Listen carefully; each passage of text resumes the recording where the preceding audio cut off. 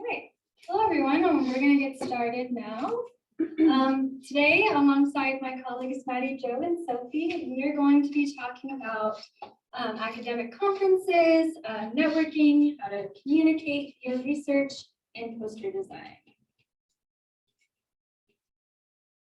There we go.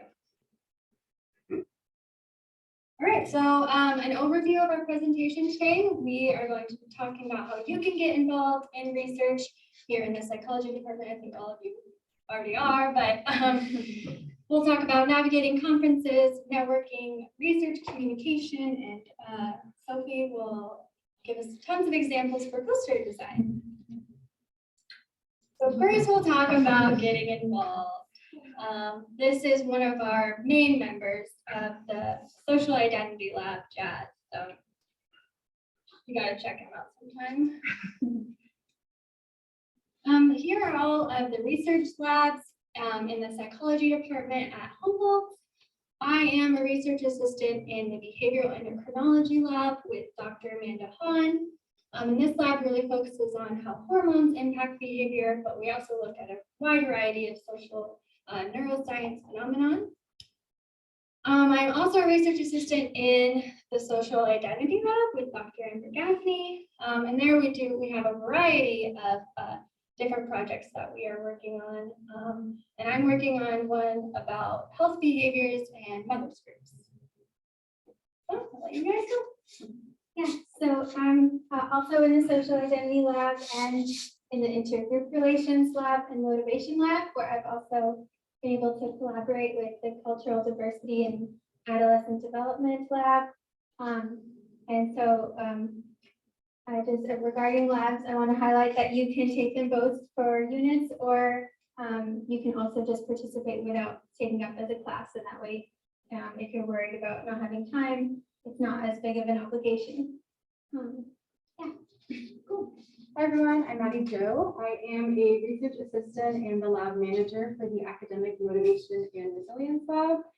In this lab, we like to use a developmental lens to observe research looking at underrepresented college students, first-generation college students, and observe the self-regulatory strategies and motivation skills that they apply to overcome challenges when pursuing their education goals in terms of secondary and post-secondary education. I'm also a research assistant for the Social Influence Lab with Dr. Gold. And in this lab, we like to observe how other individuals may influence one's own behavior. Specifically, we've looked at how COVID-19 has an impact on this. So in terms of like mask wearing, social distancing, vaccination status as well, how likely an individual is going to pertain to those COVID protocols based on their peers, friends, family, and even higher status individuals such as political figures or celebrities as well. And then as Sophie and Zoe mentioned, we have a wide variety of different labs here that I would definitely recommend checking out if you're interested in joining other labs here. Okay, so to get started, we are going to jump into academic conferences. We're going to kind of go through and list off the typical conferences that are attended to by students. For starters, we have the Western Psychological Association, and this applies different fields of psychology from developmental, social, cognitive, and neurological to overall exchange scientific and professional ideas to enhance the interest in processes of research for behavioral sciences. We have the Society for Personality and Social Psychology, and SPSS, their goal is to promote scientific research in social and personality psych. They also have a goal to promote education, teaching, mentoring, as well as increasing diversity and expanding public scientific impact in society. This is one of the world's largest organizations for social and personality psychology. So if either of you are interested in kind of knowing a bit more about that or interested in social and personality psychology, I would definitely recommend looking into that. So we have the Society for Research in Adolescence. This conference uses a developmental lens to advance the understanding of adolescence and enhance youth well-being. This has professionals and students from not just psychology, but also from human development, family studies, education, public policy, as well as social work. The Society for Research in Child Development encourages developmental research to improve human lives. Similarly to the SRA, this conference is not limited to just psychology, but also includes professionals and students from anthropology, education, human development, communications, economics, and much more. And their goal is to further promote clear understanding of child development, along with analyzing different policies that are already in place to overall improve child well-being. All right, so moving into abstract submissions. This is kind of one of the first steps to attending a conference is collecting data and working with one of these research labs and creating an abstract to submit. So first off, I just want to mention that the guidelines do vary depending on the conference. You don't want to just take one guideline from one conference and apply it to another, assuming that they're similar. With that, you want to be mindful of your word count. As many abstracts have like a certain limit you have to reach, you want to be able to explain your theories, hypotheses, methods, results, everything in a very clear and concise manner and a very direct and brief manner. And with that, you want to be able to explain like everything you've done, why it's an important study, and present the most valuable information pertinent to your study. With that, you want to summarize those key points again in a direct manner, and following with that, you want to proofread your work, so avoiding any sort of filler language or sentences that may be appropriate in a paper. Again, just kind of summarizing everything you've done in a very short manner. With proofreading your work, you want to just ensure that there's no spelling or grammatical errors with that, and ensure the language you're using is accurate. A recommendation for this is to have a lot of plain English and try to avoid jargon unless it's really kind of pertinent to the study. But ideally, you want to have a summary that anyone, even if they don't have a background in that specific topic, can read and understand like what was going on in this study. Also, you want to expect to have different drafts and have constructive criticism going on with this. It's only to help you through the process of having an abstract and making sure it's in the best possible shape for submission. And then lastly, just planning ahead and setting realistic guidelines and deadlines is really important. You want to create a schedule and have consistent check-ins to meet with your co-authors and plan ahead to ensure that you're meeting those deadlines and manage your time wisely. And so moving on to navigating conferences. If you are anyone like me who is maybe new to research and wasn't sure if it was really for you, I would definitely suggest getting involved in a research lab. I'm sure many of us already are here, just kind of taking a look around the room.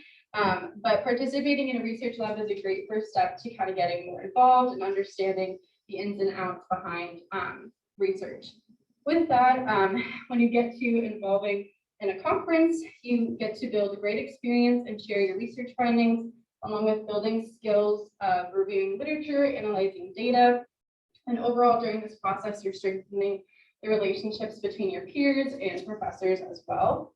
You also get to enhance your presentation skills once you're actually at the conference and engage in thought-provoking discussions, not only with those that you've worked on this project with, but from individuals from other campuses as well. And then lastly, it's just a great opportunity to add to your curriculum vitae or resume, and it's helpful for graduate school and your beginning a career.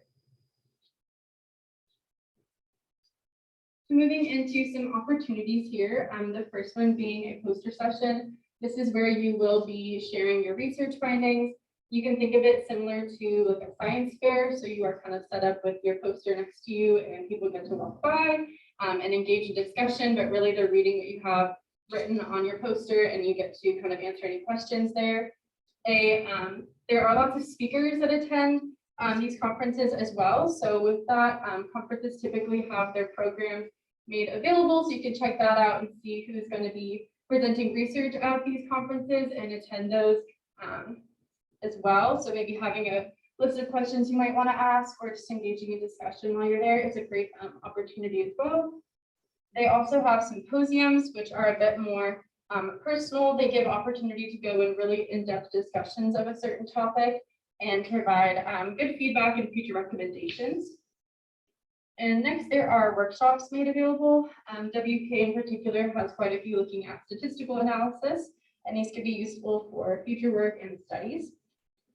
And then lastly, there are volunteer opportunities as well. I know cost can be a bit of a concern in terms of attending conferences, but there are scholarships, travel grants, and volunteer opportunities made available. With WPA in particular, if you volunteer, you can likely get your registration refunded, and Cal Poly Humboldt also offers opportunities like that as well. And now I'll hand it over to Sophie, who's going to talk more about networking. Hey, thanks, Maddy Jo. So, that's right, I'm going to be talking about networking at conferences. So networking actually starts well before the conference actually begins. Before the conference, we should really identify our goals before we attend. So are we attending this conference to enhance our research presentation skills? Do we want to get our research results out there? Do we want to meet with a particular person or lab? It really helps to outline a few goals before you go to stay focused, because it can be pretty overwhelming. And one way that will help you manage your time and make a plan is to check out the event agenda. So most conferences will post their event agenda online a couple of weeks before the actual event.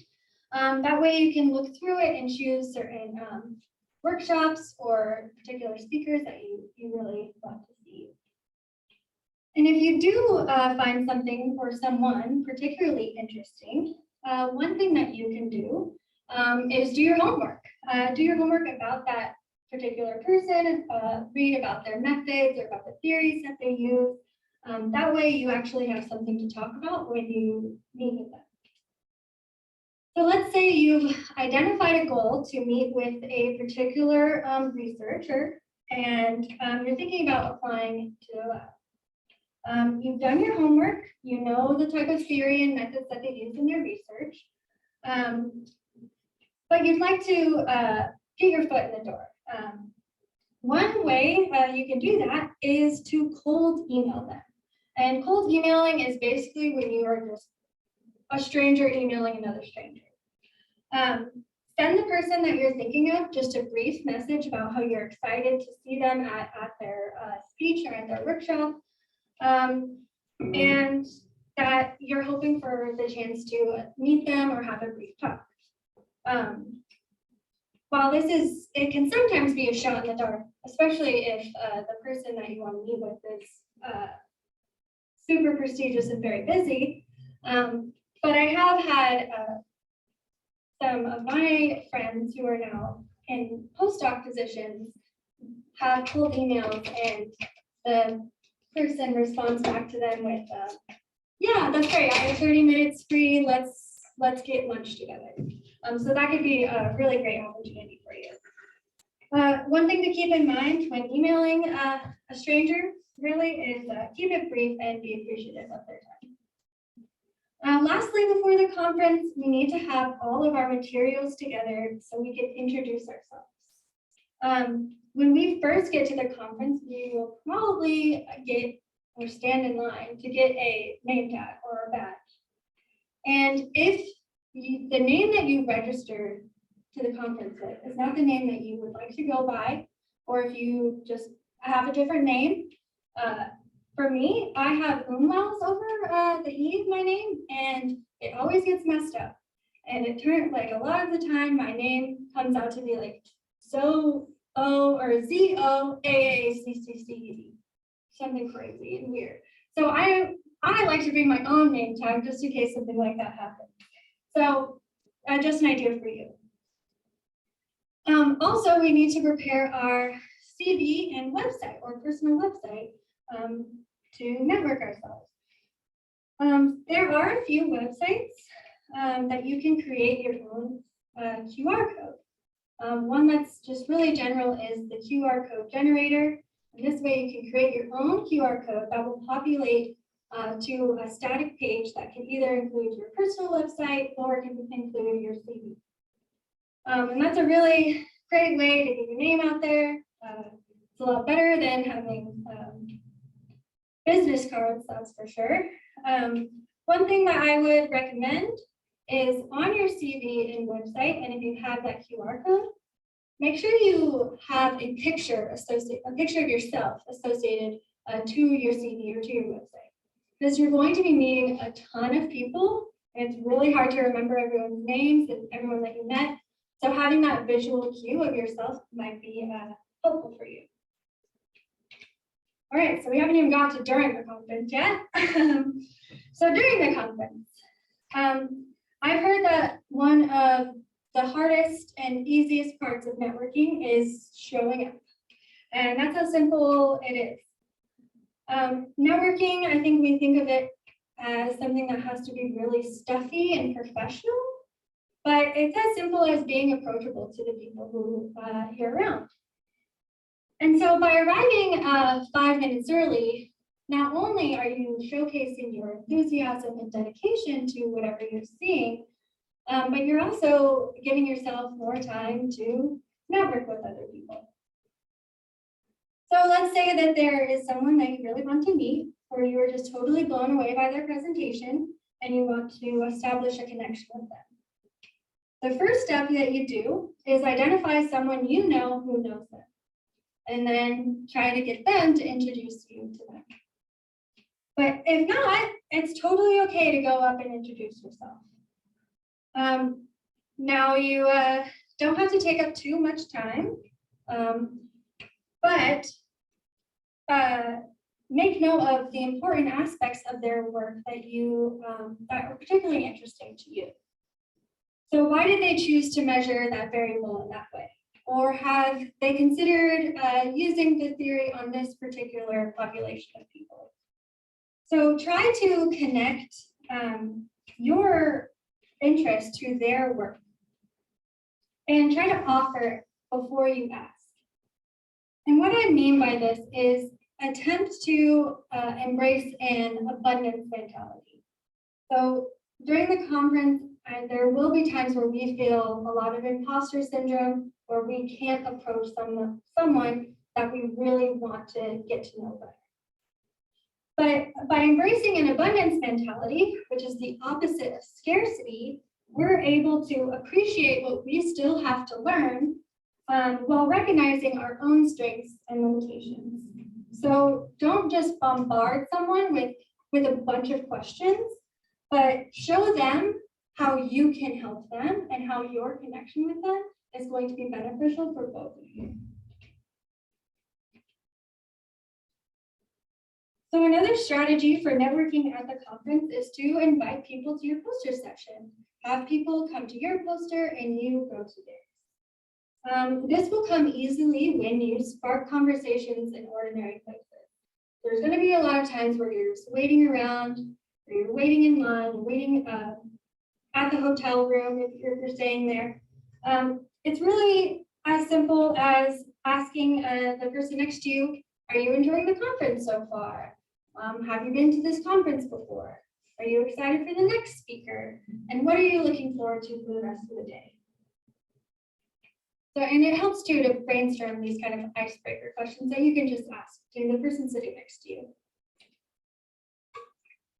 Next, we'll discuss how to communicate your research effectively. So this begins with a research elevator pitch. A research elevator pitch is a summary of your research that will get people interested in what you're saying. Sorry, excuse me.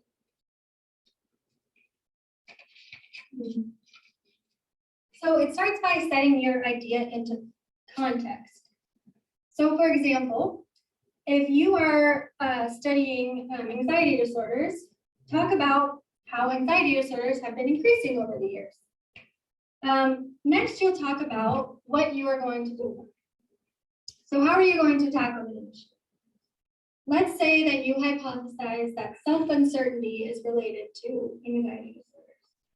Explain your methods like you're explaining them to your high school self, or I think Benny liked to say, explain it to like you're explaining to your mom. Make saying yes the easiest thing your audience can do. And so what I mean by this is when you're describing your research, make the audience say, of course self-uncertainty causes anxiety. There's no other reason why, or and this will also make them feel like they are contributing to your research as well. Another helpful note is to tailor this to the event that you're attending. So many conferences will have themes for the event. So for this year's WPA theme, I think it's like diversity, social justice, and sustainability. So tailor your research elevator pitch kind of like within that theme. All right, now on to poster communication. So it will be really tempting to chit chat with the people that you're around, especially if your friends are coming to visit your poster, but make sure that you're not ignoring people that look at your poster. Address every person who looks your way. Just assume that people who look at your poster are interested in what you have to say, but are too nervous to come up and ask you anything. So say hello and ask them if they want to know more about your project. Open up with your findings. And when you do this, as Maddy Joe talked about earlier, try to not use any jargon, use general language, especially at a conference that's very general like WPA is. You're going to get a lot of people who have really no idea about your method. Another thing important to remember is that your poster is only a visual tool. You don't want to have too much information on your poster where it's too overwhelming. If you feel like you are leaving off something that is important, it's totally okay to have supplemental notes. You can reference as much as you need to there, but it doesn't all have to fit on your poster. Another important thing to remember is to pace yourself. And in particular, pause right before or right after your most important statement. So people, especially if they're coming from a different field, they'll need more time to register what your research is actually about. It's very helpful to know your methodology inside and out. So you may not have the answer exactly to a question that someone asks you, but if you can reference the methodology, it's very, very helpful. And lastly, as cringy as it may be, record yourself and practice as much as you can. It's very painful, but it's very helpful. All right, help, I don't know the answer. So you will get people who ask you things that you don't know the answer to. And don't be like him. Don't just make it up. You won't be a brain genius, I promise. People can tell when you're making it up. So you should expect questions about your poster or project, but don't get overwhelmed. If you don't know the answer, don't make it up. There are two ways that you can respond to a question that you don't know. So say the question is something that you is similar to your research. You may have seen you may have seen an answer before, or you didn't have the notes that you wanted to. You could say, that's a great question. I don't know the answer, but I have seen the answer before. And if you email me, or if I can get your email, I can get back to you as soon as I can. So not only are you being open and honest, but it's also a great networking opportunity. But if you don't know the answer at all, and they just asked you something right out of left field, you could say, that's a great question. It's beyond my scope of research, but I'm looking forward to finding out more. So be respectful and be appreciative of the interest in your work, but it is very important to remember to not make things up. Okay. All right, so I'm going to discuss designing your posters, and especially why this is not just a superficial topic, but it impacts things like engagement with your poster and understanding as well. So first, I'd like to start by talking about what the purpose of a poster session is. So I want to invite all of you to answer this question and suggest what you think the purpose is for a poster session, especially if you're not just presenting, but for those who are viewing the posters, what do you think the main purpose is? Yes. So people can kind of get a general idea of what they're looking at before they like have to commit to talking to someone or going to the talk. Yes, I love that answer. Yeah, so to get a general idea of what the research is about. Does anyone else have any ideas what the focus is? Yes. Tends to be like a short kind of like snapshot version of the research itself and what the researcher, the behind the scenes kind of a thing. Yeah, exactly. So you're both correct. That basically both of your answers get at the main point of the purpose being that you're just trying to learn and share knowledge, basically. It's the purpose of attending a poster session as a viewer is to gain new insights and gain ideas from other researchers. So when you're designing your poster, you want to keep in mind, like, how can I design it to best achieve that goal? And some posters are a lot wordier, like this one on the left, and then some on the right are really colorful with nice graphics, and then some are kind of in between, and they all have pros and cons. So like the one on the left, you can get really nuanced and really clarify all the details, while on the right side, it kind of gets people's attention and makes it easy for the viewer to take in information quickly. So the more traditional posters, they looked a lot like just scholarly journal articles, just taken and put onto a poster. They were really text heavy and crowded. And as I said, every detail you can define, you can clarify everything very thoroughly. So that's a big advantage of this style. However, as you can see on this example, it's really cramped, and even like within those boxes which try to organize things, the text is all the way squished up against the sides, and it might feel a bit overwhelming as a viewer. So, and these are really time consuming to read through, especially when you might only have like 1 hour at the poster session if you're viewing posters there, and there could be 50 posters, and you don't want to spend like half the session on one poster just trying to figure out what the main point is.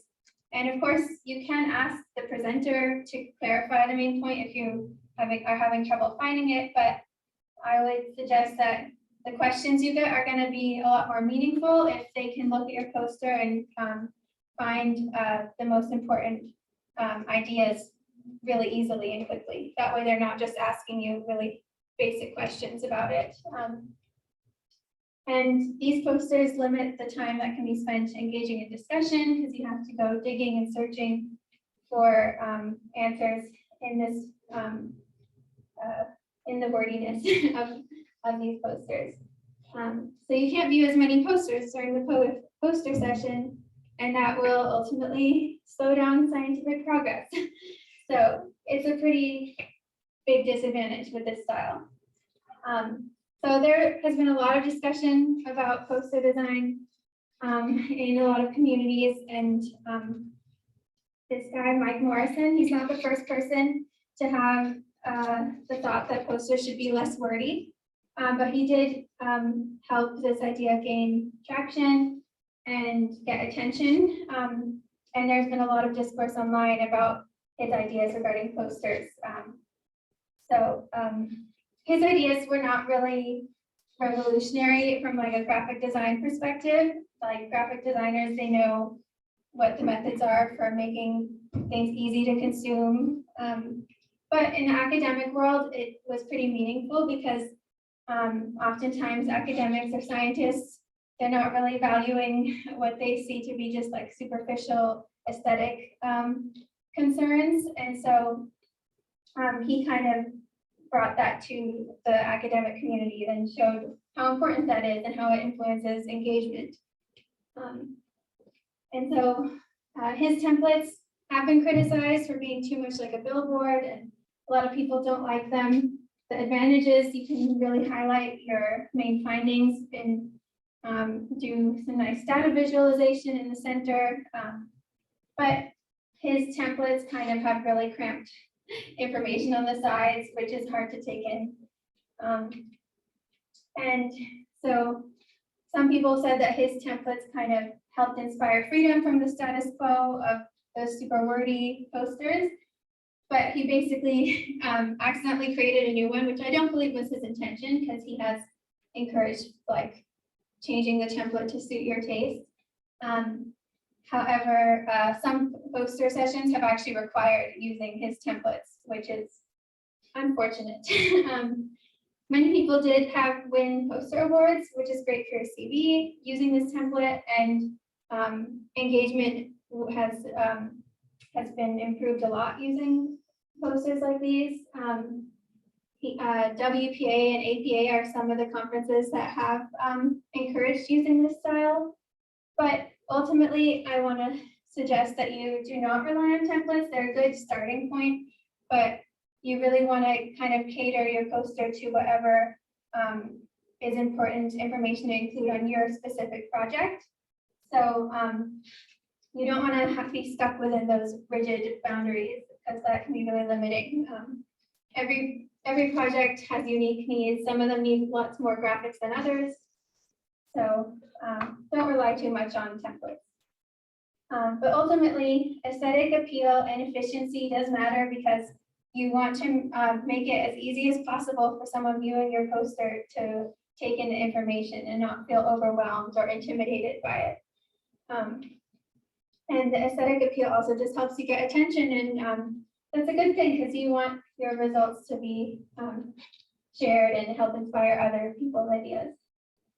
So another example of why aesthetics are meaningful is thinking about color in your design. So for example, if you're making a graph about some topic related to nature, you could use green, and then it just makes the whole process a lot easier to absorb the information this way. Then another example is maybe you want to make a graph about temperature. So does anyone have ideas for what colors might help represent that? Blue for cold and red for hot. Exactly, that's what I think as well. And you can see that's often used on maps, because it can really help people understand. That way you don't have to necessarily be involved in the field to even understand like what people who make these maps are probably looking at.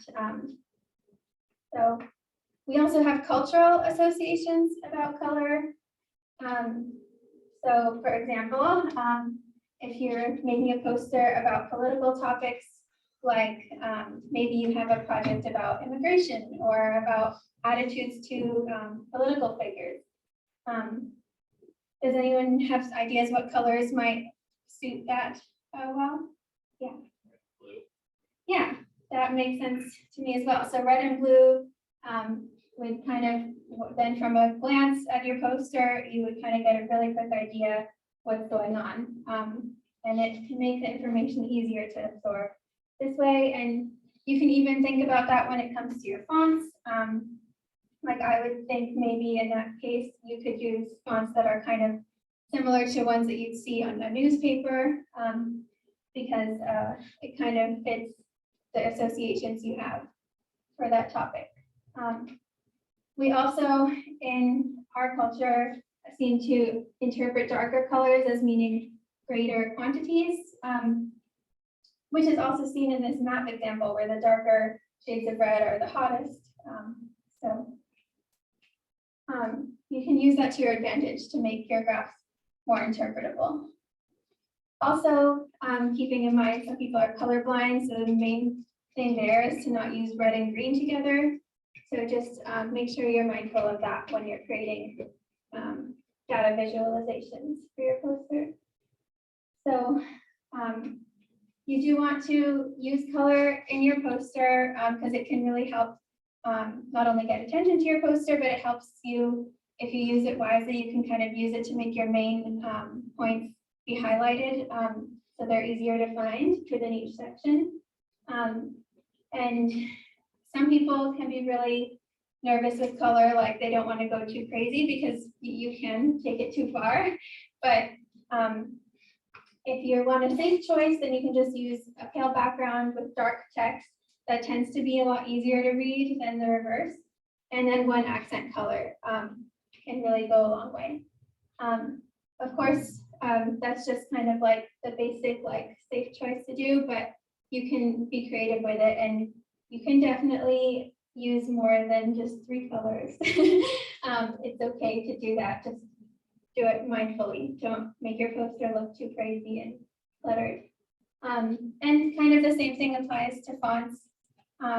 So it can be distracting to use too many different fonts or many different sizes.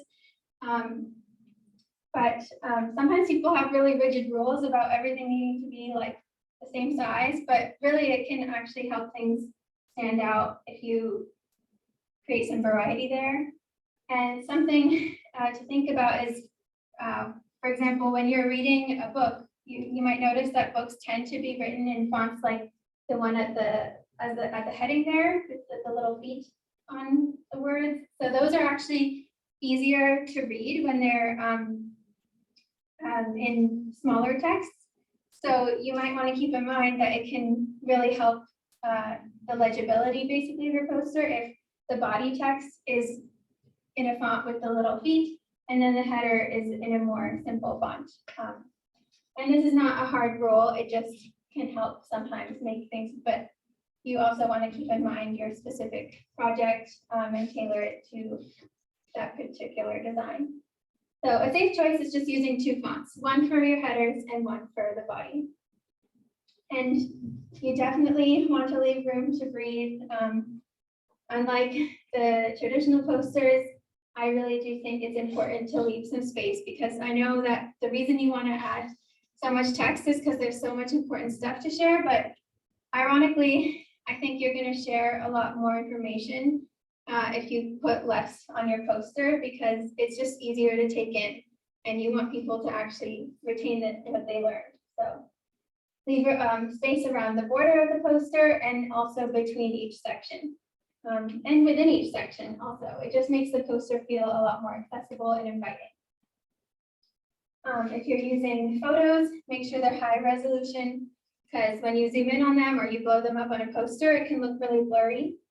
If you don't do that, this is here as inspiration. I'm not saying you have to go this crazy, but if he can dress as Spider-Man, I think it's okay for you to put a little pop of color in your poster. So he's got great, this guy dresses Spider-Man for his study on spider webs acting as traps of biodiversity. And he reported really good networking opportunities came from this and great engagement with his poster. And he's breaking a lot of the rules that you would see. But the thing is with conferences, there's usually not the same rules you would see for like submitting a manuscript to a journal.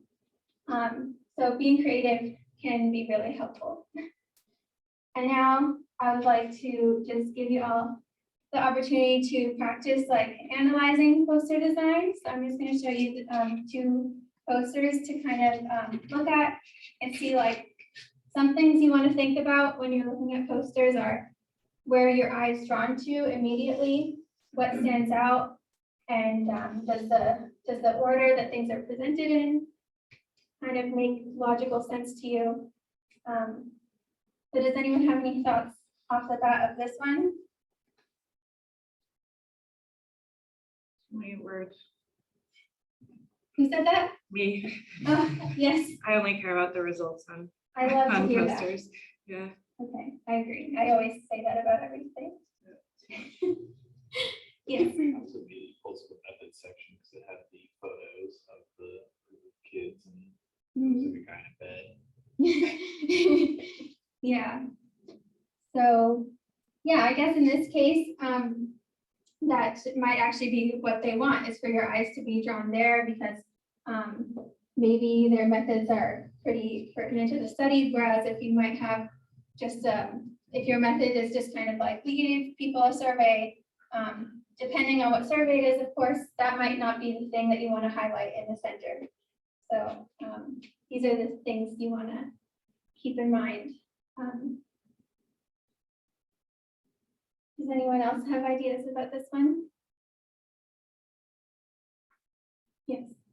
I was thinking I don't know if it's UPenn or something, but the cougar on the top left is kind of throwing me off. Like the photo doesn't fit with the rest. I really appreciate that note because it's really common to put logos up there and like sometimes it seems like people just want to fill every inch of space, but like it just, you might ask yourself, like, is the logo what I want people to be drawn to right away? My school logo, it seems like that might not be the most important part. So something to consider. Sometimes it feels like there's a rule that it has to go there because everyone does it, but oftentimes there's actually no official rule unless if your advisor has a rule to consider listening to them. Here's another one I would love to hear your thoughts on. Too many words. Yeah, and it's really small font at the side, I would say too.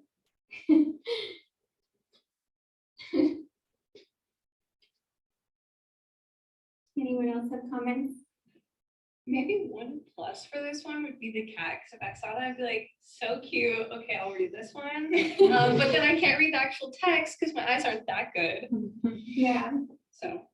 Yeah, I would think the cat might have a similar effect if it was even a smaller picture of the cat. Leaving more room for bigger text. Well, I love the cat. It's not at all relevant to their study as far as I can tell. So it's kind of just like a giant image that you could instead use for graphs. Yeah, it might be nice if they could somehow make the cat more relevant.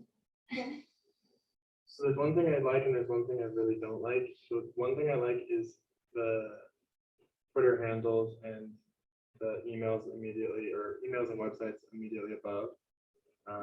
I think those are like relatively inappropriate size and placement. I don't know, the thing I don't like, I don't know if it's like endorsements for like company or something, but on the left, the fact that those labels are like so much bigger than even the headings of the text on the right is interesting. Because like I can read read the connected health blah blah blah, but I can't read any line of the text. Yeah, I agree. I'm curious if those were like the people who funded it, maybe they insisted they do that or something. You almost always put your funders on stuff, like when you have grant, it's just like. Does it have to be that big? No. Yeah, it seems like they could redesign that. Try being more subtle, maybe. Yeah. But I like highlighting that you are allowed to be goofy with a cat if you want to. No one will put you in jail. And now please welcome Dr. Gaffney for a Q&A. So if you have questions about anything we just covered, you can ask Maddy, Joe, Zoe, and I, but Dr. Gaffney will have the best answers. Here to give you my opinion. Yes. Right, this is an awkward